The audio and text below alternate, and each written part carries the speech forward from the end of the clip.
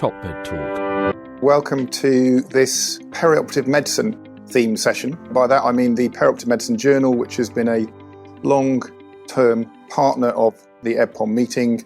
Monty Mython and Mark Hamilton were the founding editors-in-chief, and I have that pleasure now, along with Lee Fleisher, my co-chair today, who I'll introduce in a moment, and Cliff Coe, who's a professor of surgery from the University of California, Los Angeles. Welcome to the session. Three fantastic speakers, and delighted to introduce, first of all, my co-chair, who's a very long-term EBPOM visitor, a regular visitor to EBPOM. Very disappointing not to be able to host Lee in London again this year.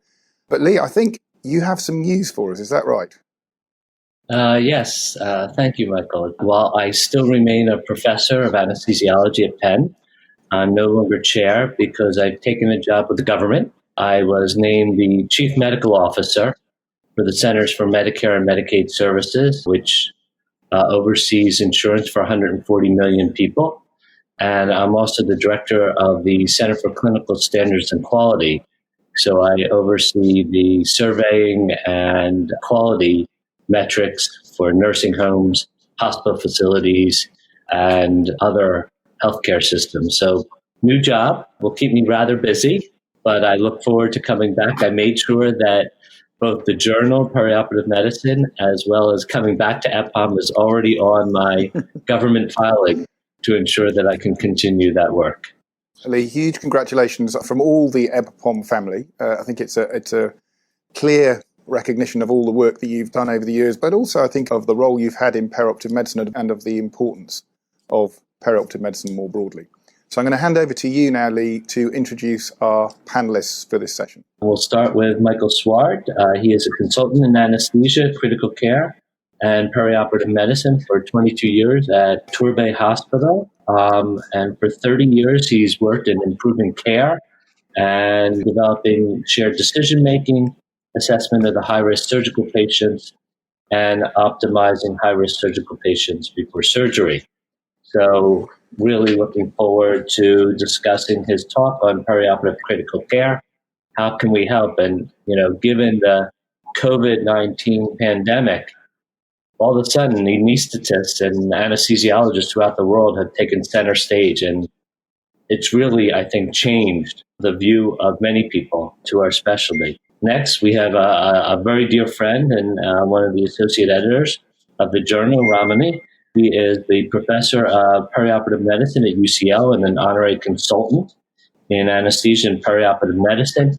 But she has some major policy roles in that she works clinically at UCL hospitals, but she's director of Health Services Research Center at the Royal College of Anaesthetists and the Center for Perioperative Medicine at UCL. And finally, we have Anna Batchellor, and she has been trained in anesthesia and intensive care medicine and works in Newcastle, but is the past president of the Intensive Care Society, past dean of the Faculty of Intensive Care Medicine, and past member of the Council of the Royal College.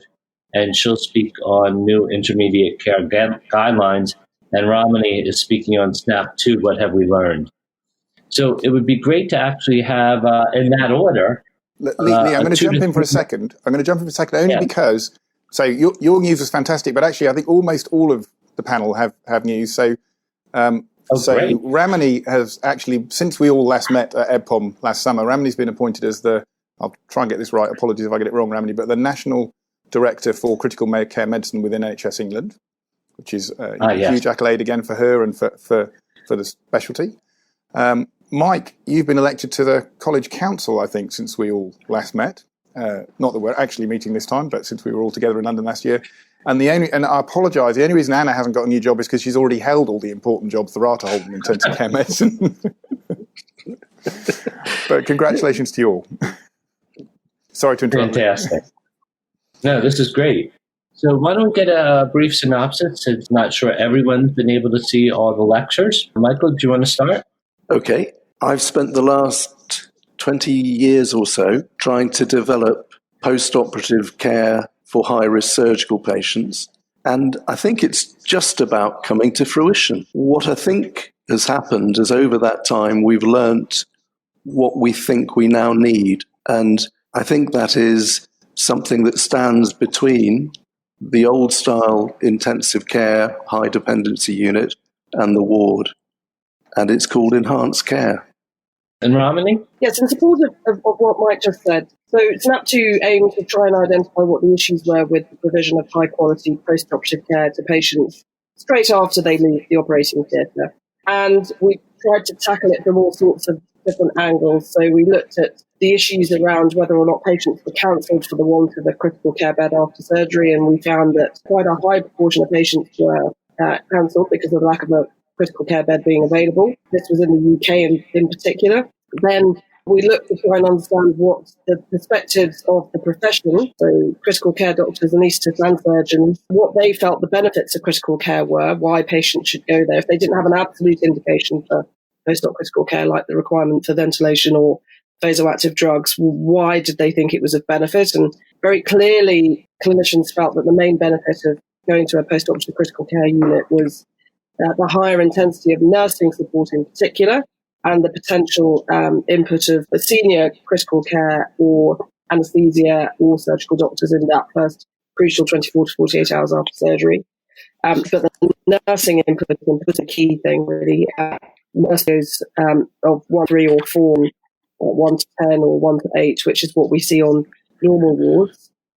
We then tried to understand how critical care for surgical patients is currently set up, and we did that study in Australia, New Zealand and the UK, and found these higher nurse-patient ratios, but obviously also other things such as a variety of different interventions available to patients, usually things like continuous monitoring, use of epidurals, which could be closely monitored, but less so things like mechanical ventilation, which we traditionally associate with a critical care unit or intensive care unit. We looked at the means by which patients might be referred for post-operative critical care and how accurate they were, and evaluated several open access risk prediction tools and compared them with clinician judgment, and found that clinical judgment compared favourably with use of the best of the objective risk prediction tools that we evaluated, which was the surgical outcome risk tool. This again was in Australia, New Zealand and the UK, but interestingly, clinicians are much more glass half empty than objective risk tools. So objective risk tools also overpredict risk, and that's probably because they always need to be recalibrated after a few years, because in general care improves and therefore outcomes improve. But clinicians are very pessimistic about specific risks for patients. So they may line up patients in order of increasing risk, but they overpredict that risk for an individual patient. And then the final piece of the study was looking at whether combining clinician judgment with an objective risk tool improved the accuracy of it, and it did. So our recommendation from that is to use a combination of an objective risk tool such as the surgical outcome risk tool and clinician judgment, experienced clinician judgment, ideally from the multidisciplinary team. And then finally, we looked at using causal inference analysis to try and understand whether critical care is of benefit. And the results of that analysis are being presented as one of the abstract prize presentations tomorrow. So I'm not going to steal the thunder of the presenter, who is a medical student called Sarush, but I can give you a hint that if you use causal inference analysis, it gives different results to what we've traditionally seen using regression analysis, i.e. it's likely that critical care does have a benefit, but I'll let him go into that in more detail tomorrow. And Alice, on the guidelines? Anna, I'm sorry. So I came at this from a slightly different angle. So as you said in the introduction, I've been president of the Intensive Care Society, dean of the Faculty of Intensive Care Medicine. So looking at how we deliver training and the standards of our organisations. And then latterly, I've been part of a programme called Getting It Right First Time, which is something across many specialties in the UK. And it's looking at variability. Why are there differences between how things happen and are done in different centres?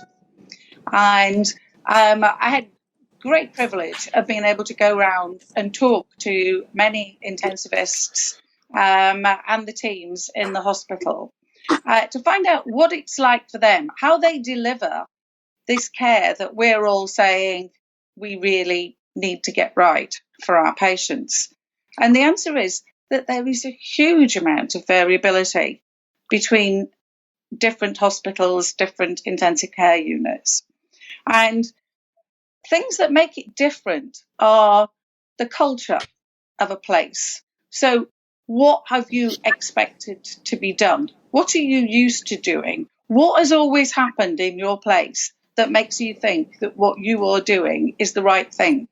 Because it may be completely different from your colleagues 20 miles down the road in a different hospital. And that culture is usually influenced by the amount of resource you have. So if you have a lot of beds, a lot of opportunity to get patients in, you're going to be more open to bringing patients in to your unit. You'll have a lower threshold. If you haven't got any beds, you're going to wing it more often. Patients don't get the opportunity of postoperative critical care.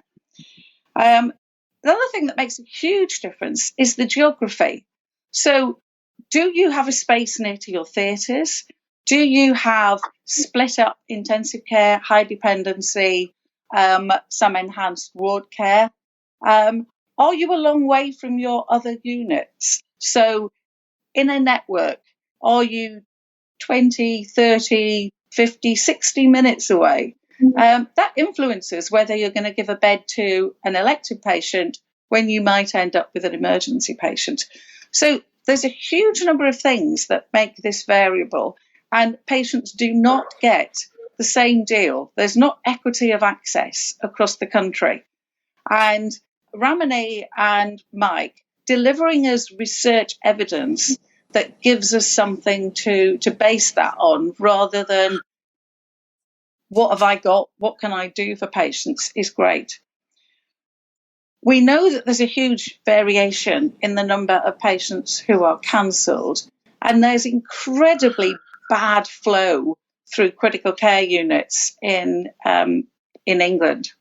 So when you declare a patient is fit to leave, there's about 60% of patients are still there after 4 hours, and nearly a quarter of the patients are still there the next day. So how do you get your elective patients through that system if you don't have the patient flow and you don't have the resource to make that happen? Now, if you're going to develop a new kind of area, this enhanced care area, you've got to have the right rules in place. There's going to be a real temptation for cash-strapped organisations to just stick a sign over the door that says enhanced care. And we absolutely have to have the right resources there. We have to have the nurses. They are absolutely the thing that makes this work. We have to have the protocols that make it work.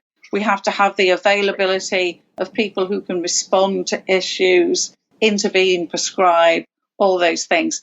There has to be systems there. It has to be safe for patients. And in the UK, when we've got huge staffing problems, we need to consider who's going to run this, who's going to be the people who look after the patients. Is it going to be the surgeons? We've taken a lot of that kind of training away from surgeons, so how do they know what to do?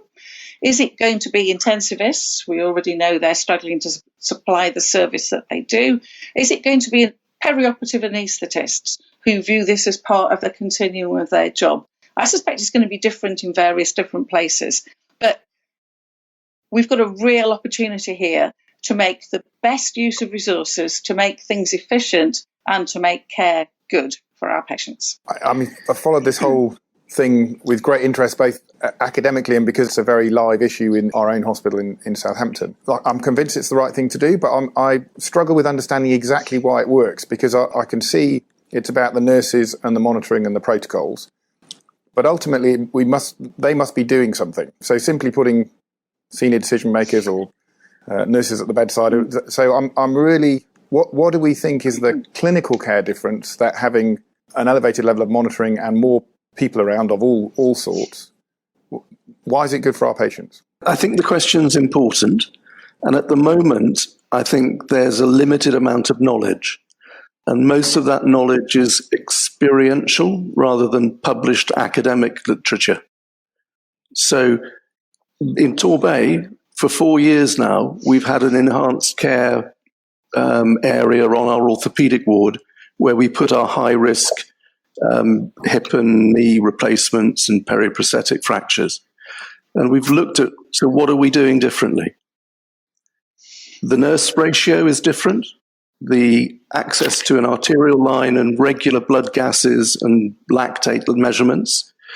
And then the two interventions we're getting, one is the use of a vasopressor to maintain blood pressure rather than fluid overload. And the other, which we didn't plan, but just happened because the trainees did it, was immediate treatment of atrial fibrillation with amiodarone and magnesium sulfate. So I think there's an earlier spotting of deterioration and an earlier implementation of appropriate treatment. The next bit that we've discovered, and this is just an observation or a hypothesis, is only 40 to 50% need that intervention. Half of them may have the arterial line but have no drug, no vasopressor or no AF treatment. Now, in the UK, you can't get into the intensive care unit until you need the organ support. So you have to deteriorate before you are flagged up as a problem, and then it takes you time to get into the unit and time for treatment. And I think what we're doing is spotting things earlier and intervening earlier. And I've been saying this for many years. I think UK intensive care medicine is a bit like food and fridges. We keep the food out of the fridge, it then starts to rot, and we put it in the fridge, and we go, oh, it didn't work. Now, you've got to get the people in the right, you've got to identify your higher risk patients and put them in a place where they can get the appropriate treatment as soon as they need it, not when it's too late. If I can actually follow up, because Anna, you talked about culture, and you know, in the US, we have wide variability in nurse training, whether or not they're bachelors or less training, whether the ratios, and we've shown in our own research with Jeff Silber, wide variability between academic, non-academic nursing. We have a worldwide audience. How do you think this fits in and this culture of, is there enough there? Is it a lot of variability in the UK also? And how does that culture of the training of the nurses influence it? So I think there's probably less variability in nursing in England because we have one standard qualification. We have quite an enthusiastic programme for training enhanced nurses, advanced nurses. So there's a lot of enthusiasm, and I suspect we probably would see more consistency from nurses. What we do see a problem with is some of that culture. Doctors don't necessarily trust nurses. So you'll find that a nurse will have, and nursing hierarchy doesn't trust nurses as well, actually. You'll see nurses develop a set of skills in one place. And because for some of this, there isn't a nationally recognised qualification, they go somewhere else and they won't be trusted to bring those skills with them. And that's kind of bonkers. That's one of the things that we really need to address. And we need to have recognition of skills that people have acquired and a bit more standardisation about them. And Ramani's waving her pen at me. But I think one of the things that Mike said is really very important. He talked about early intervention. So one of the things that we've seen, one of the great things we have in England is ICNOC data. So we've got 25 years of consistent data that shows what we're doing. And over the last 10 years, the population of England has grown by 3.3 million. Expectations are greater. People think that critical care can do more. But the number of level 3 bed days in England over that time has not increased. So why is that? If there are more patients, why is there not more need for level 3? And what we have seen is this huge increase in high dependency beds. So I think if you have more high dependency beds, you have the opportunity to bring patients in earlier in that deterioration so that you actually kind of stop them hitting the bottom and, as Mike said, only get admitted when they're as sick as a chip. You bring them in on the slope, avert the slope going downhill. And that's what we really need to do in that perioperative period. Just make sure that we're not waiting for somebody to be sick enough for critical care, that we're stopping them getting there. So completely support what both Mike and Anna have said. A couple of further things. So just to emphasize, I think it really is about preventing deterioration and not about preemptive interventions. The preemptive intervention is the higher nurse-patient ratio, the better monitoring, the early detection. And it's interesting to me that surgical patients, a bit like other groups of patients that we lump together in critical care settings, like all patients with ALDS or all patients with sepsis, all patients with surgery are not the same. It's a very heterogeneous group. And possibly as a result of that, or possibly because we're looking at the wrong interventions, we're still struggling to find clear evidence that specific interventions, whether they're fluid-related, vasopressors, or other hemodynamic interventions, or respiratory-related, actually have any impact on patient outcomes. And there's still loads of trials going on evaluating that, and so maybe we will find something. But I think that the prevention of deterioration is one key thing. I think that the role of allied health professionals shouldn't be forgotten. So much of the way that the UK has been trying to go over the last few years in terms of high quality perioperative care is really trying to embed enhanced recovery, early mobilisation, early return to normal homeostasis and so on. And the opportunity is there to really support that if you are being cared for in an environment where you only have to share your nurse with 2 or 3 other patients as opposed to 9 or 10 other patients, and you possibly get higher input from allied health professionals such as physios and OTs in particular. And then the final thing about training and culture and all of those things. So Anna said right at the beginning that one of the challenges that we've got is that if we are to provide enhanced care to a bigger number of patients, potentially all the patients that could benefit from it, in the short term, the biggest restriction on that is going to be workforce. And I wonder whether now, particularly in light of COVID and the excess demand that we've seen over the last few months in the UK and all around the world for critical care, now is the time perhaps to look more at task and competency-based delivery of care as opposed to profession-based. So it's not about the doctor does this or the nurse does that or the band 7 does this and the band 4 does that. It's about what competencies do we require and what skill mix do we require on any given shift at any particular time of the day or night to provide the best quality care to the patients having just had major surgery.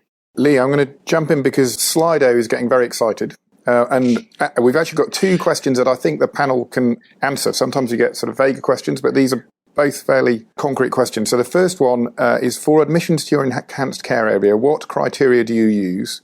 Score ACS NSQIP, which is the National Surgical Quality Improvement Risk Adjusted from the States, both, or is it based on the operation, or is it a gut feeling? It's not a gut feeling. It's a mixture. It's a type of operation, age, comorbidities, physical fitness, and then for us locally, we use a homegrown John Carlisle prediction model. And if your predicted 30-day mortality is greater than 1%, we consider you high risk and in need of enhanced care. One proviso: if you have a low risk procedure, say a cystoscopy, and you're 92, your predicted 30-day mortality will be 1%. So you have to take into account, is the enhanced care going to make a change to your outcome? Anna? It is very difficult. We are seeing huge growth in perioperative anaesthetists. They're running perioperative anaesthetic clinics. They are making decisions about which patients to come to critical care post-op or go to enhanced care post-op. And I think we do need to start developing that evidence base, but we also need some joined-up thinking, because there is big variability in what people think will happen to the patients in different places. So resource is used in a different way. And we need to have a bit of standardisation across the patch. Oh, I think we might have a technical freeze on Ramani, so I'm going to jump onto the second question. We may be able to come back. This is a really easy one, I think, based in the current context in the UK. Do we need rapid critical care bed expansion in countries with very few beds, brackets e.g. UK? Could we have at least circa 15 per 100,000 of population as a minimum? So we do have far fewer beds than there are in many other countries. We compare ourselves mainly to Europe. Of course, we've left there, but never mind. It's not only that there is less beds in England compared to the rest of Europe, but if we look at different regions around England, there is a huge variation in bed availability as well. So if, say, you go down to the southwest and you say, do they need more critical care beds? The answer is absolutely yes. They don't have enough level 3 beds. They certainly don't have any level 2 beds. And that's before you start getting into the enhanced care beds. If you go to parts of central London, they have masses of beds and hardly anybody living there, really. People live around London and then kind of feed in for healthcare. So it needs to be local decisions, but we need some recognition that you do need a kind of fairly standard number of beds depending on your population and what kind of care you're hoping to offer, because you have to blend that in with what you're prepared to buy, really, don't you? We've got a cash-strapped NHS. Can I ask, our new hospital was actually designed by Sir Norman Foster, and every bed is convertible. So I'm curious if that thought process that's going on in the UK. I guess we've been through a little bit of that with the COVID thing. We've got Ramani back now, I think. She's definitely moving. So Ramani, two questions, because we've jumped ahead slightly. But one was conclusions from SNAP 2 about what you're going to use your tool for deciding who goes to an enhanced care environment. And the second is, do we need lots more intensive care beds in the United Kingdom? You can probably tell us whether we're going to get them or not, can't you? Well, no, I'm definitely not that important. I think what we're going to be, I think previous sort of thresholds for admission to critical care have been based on trying to define what we can achieve as well as what could potentially be of benefit to patients, because there was a lack of evidence to help us understand which patients would potentially benefit. I think that we can be sure that patients who are very low risk, and that will be 75% of patients having inpatient surgery have a 30-day mortality predicted risk of less than 1%. So that's the sort of big populace of patients who are very unlikely to benefit from enhanced care. There's 25% of patients having inpatient surgery who have a predicted 30-day mortality of greater than 1%. From across the different surgical specialties. And I would suggest that we look at what proportion of those we can think about admitting to enhanced care units, because I think it's likely that once you start to get above that greater than 1% risk, you start to see incremental benefit of the idea of being admitted to a higher intensity environment and therefore receiving that early monitoring and that early opportunity to detect deterioration. In terms of whether or not we need more critical care beds, so I think one thing that we've had to deal with, obviously, and the whole world is having to deal with at the moment, is this unprecedented demand as a result of COVID-19. And in the UK, it's been well known that we've had to do things in order to create that capacity, including pausing non-urgent surgery and a variety of other things, and repurposing both spaces and staff to deliver critical care to this massive increase in patients. So in London, they had to rapidly go from about 850 critical care beds up to more than 1,600 in the space of a few days in order to meet the surge demand.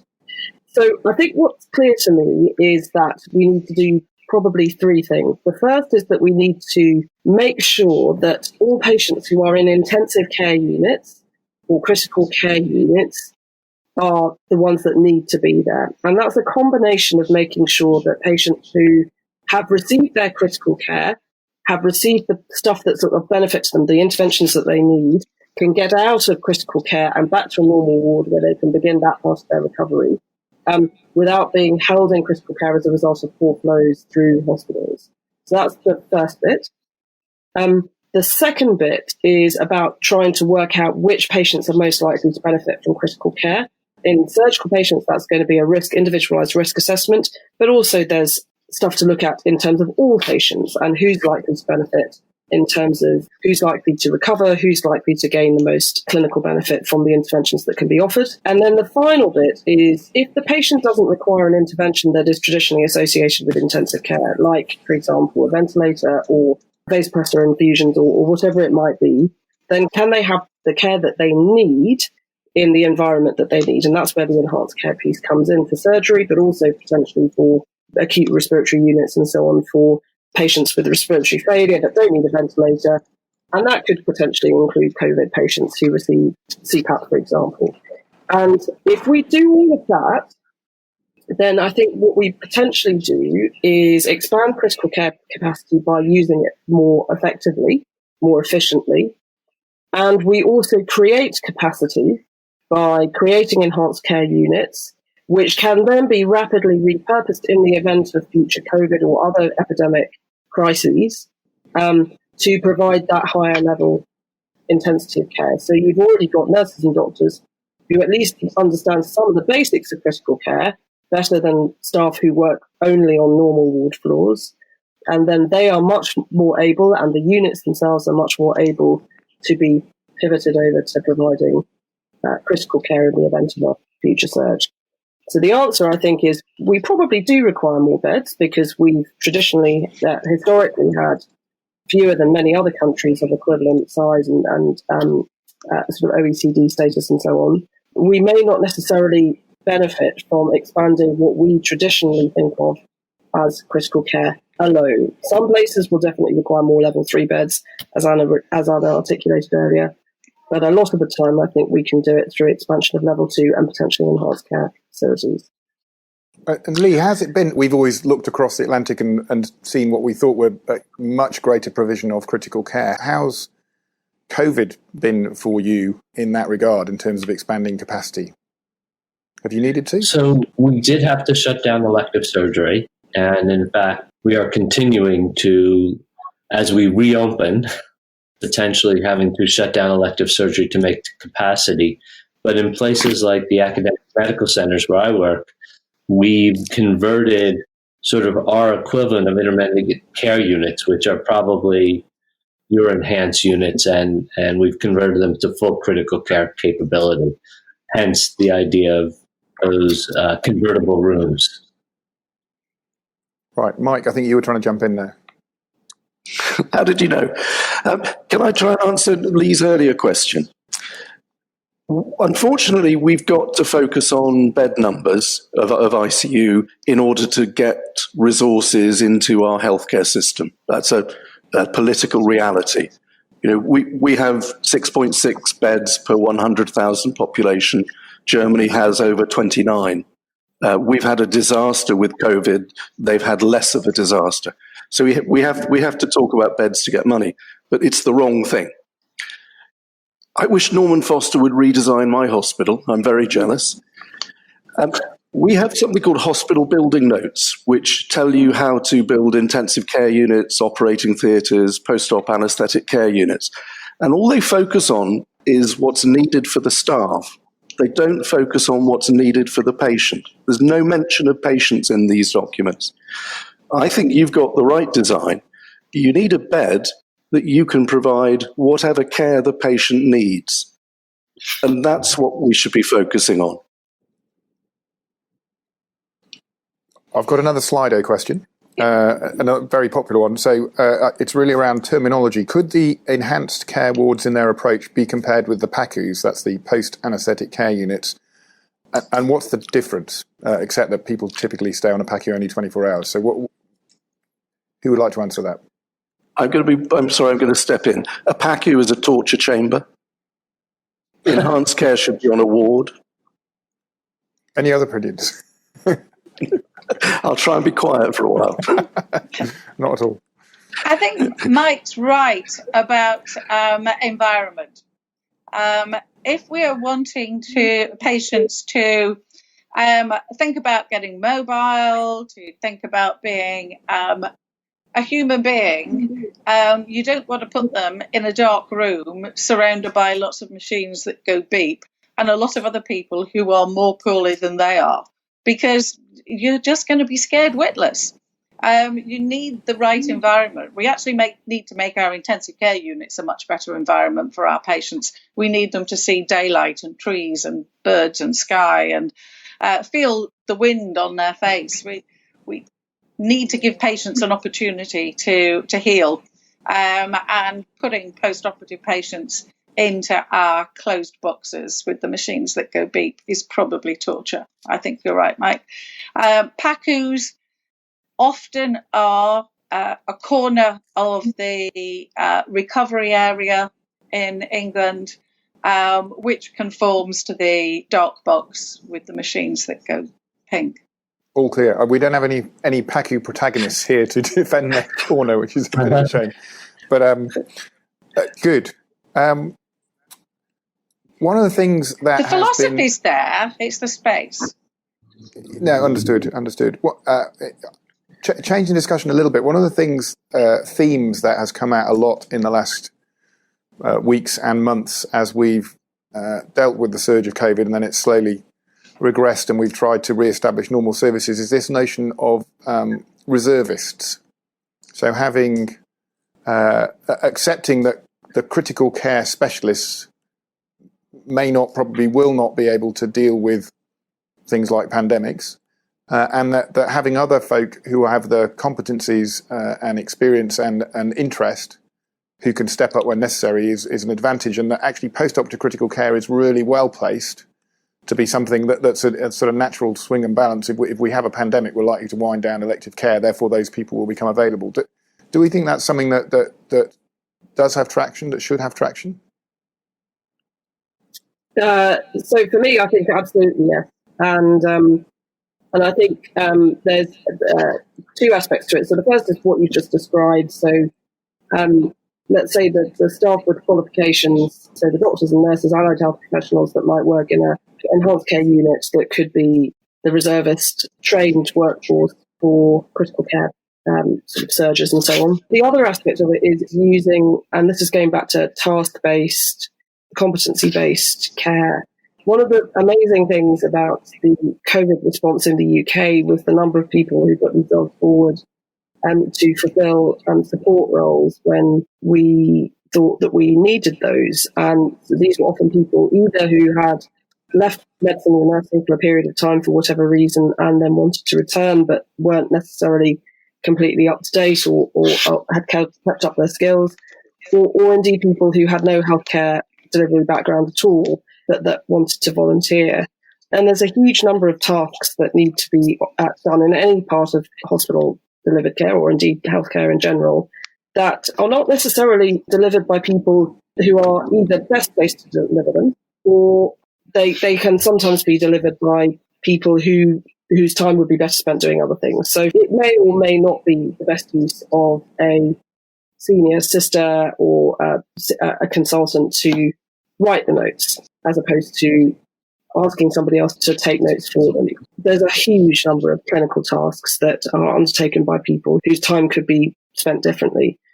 And so I think using the reservists to expand the workforce in times of crisis, but also thinking more laterally about who needs to be doing what in all aspects of healthcare delivery during peacetime, as it were, or all pandemic surges or epidemic surges is really important, I think, going forward. And is that something that's got any traction in the US at the moment? The Society of Critical Care Medicine talked about this tree of the intensivists being at the top and sort of, or pyramid, and then using what I would call RALs, regular old anesthesiologists, as the next level, given our training. In fact, I'll talk a little bit about that this afternoon. So it does have this idea that we have a lot of flexibility.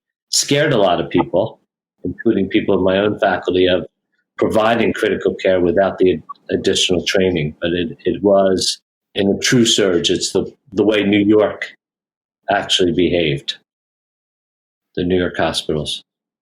And did you have people coming out of retirement, which is something we've seen in the UK? You had nurses and a little bit of physicians, but not intensivists, not that group. In fact, because of the risk to older adults, we sent our more senior anaesthetists home to protect them. Interesting. Certainly in some places we pushed them to the front, I think. I don't know. Anna, were you called back? Or? No. They told me that I was too high risk, and I've been at home for months. That's why I'm wearing the same gear, because the rest of the time I'm just in track pants. So some comments about COVID. We've hugely depended on, as Ramani said, people coming into the breach. And it's been very much all hands to the deck, people really wanting to get in there and be part of, that ridiculous thing about the kind of the war effort. And it's been fantastic what people have achieved. I think we should acknowledge that it is really unlikely to happen again at that same level. So a lot of those people who were dragged in, they were dragged into something that for them psychologically is difficult. They would have been intensivists if that's what their calling was. And they've done it because they knew they had to. But I suspect we're going to see a lot of trauma downstream in some of those people. So don't expect that again. But what I think has been immensely positive is our physicianly colleagues in respiratory, acute medicine, and indeed in every branch of medicine that sees unwell patients, how they've stepped up, how they've been part of those conversations about, is critical care the best thing for you? Can we help you make the decisions about what level of treatment you're going to have?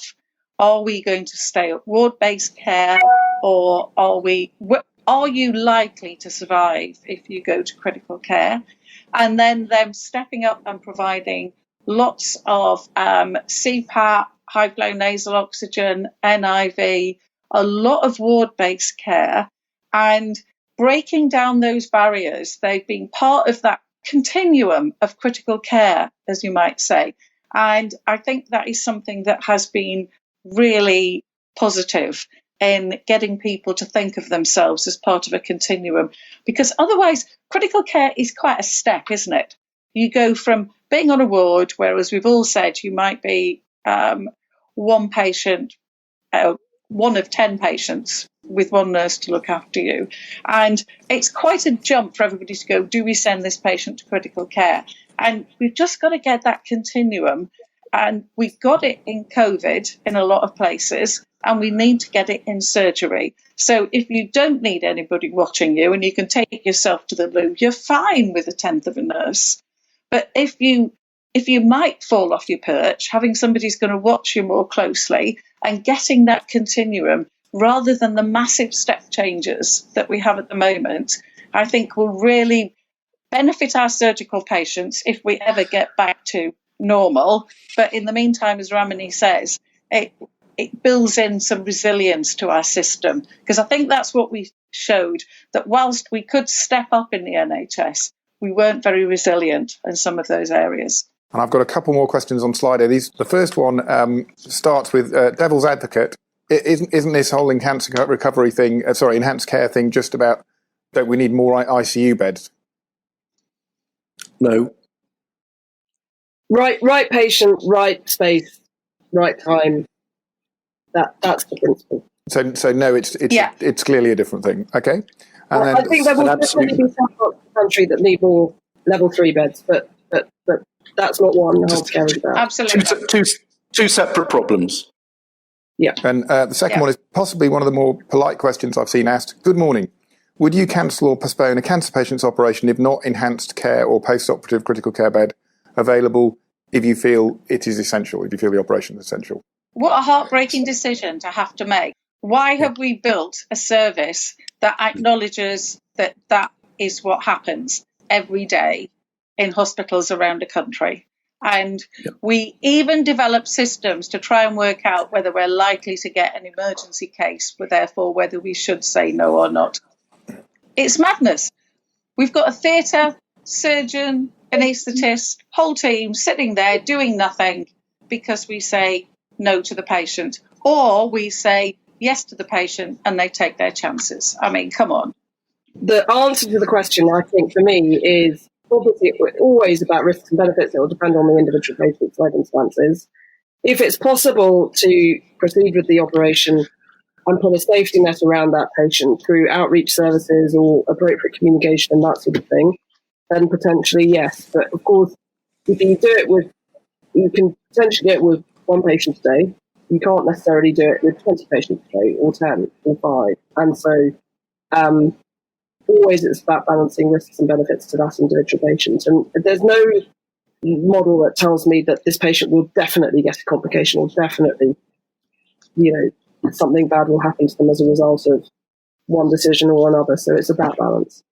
The final point raised was one of our biggest problems is that we have these different silos and we get patients stuck on intensive care who can't be got back to the wards and high dependency, etc. Are we at risk of creating yet another silo in which patients can get blocked in, as well as high care and intensive care and the ward, etc.? Yes, we are. And the pathway, we have to start at the exit from the hospital and work backwards in order to address those problems. But that doesn't mean that we shouldn't do the advanced care thing. Anna. And one of the things that COVID showed us, if someone says there's a big panic and a whole load of sick patients are coming your way, we emptied hospitals. All of those patients who were stranded were got elsewhere. It can happen. Flow should be better out of the hospitals. Brilliant. Thank you, guys. Really, really interesting discussion. And I commend for those who are listening and watching who haven't seen the lectures, and as you'll know, the format for EBPOM this year is we have pre-recorded lectures, and then the individuals who gave the lectures are the panelists in the different sessions. So if you haven't seen the lectures, a lot of the themes that we've discussed here are explored in a lot more detail and very eloquently as lectures. So I commend the lectures to you. I'm going to close by thanking the panelists. Ramani, well done. Grace under pressure with your internet connection going down. Thank you for coming back to us. Thank you, Mike. Thank you, Anna. And particularly my co-chair, Lee, who had to get up before 3 o'clock this morning, which is almost like before you have to go to bed sometimes. So, Lee, thank you so much for joining us and being such a great, long-standing supporter of EBPOM. And I would just ask those to remember to submit their papers to our journal. Of course. Okay. Top Med Talk. Thanks for downloading Top Med Talk. Don't forget to subscribe via your podcatcher. Don't forget to check us out on social media. We're on Twitter, Facebook, LinkedIn, and YouTube. And also, don't forget, Top Med Talk is the broadcasting arm of EBPOM, Evidence-Based Perioperative Medicine. We'd love you to find out more about that. If you check out ebpom.org, you can find low prices on some of the conferences we're organising around the world. Many of them are virtual and don't even involve you leaving your own home. Check out ebpom.org now.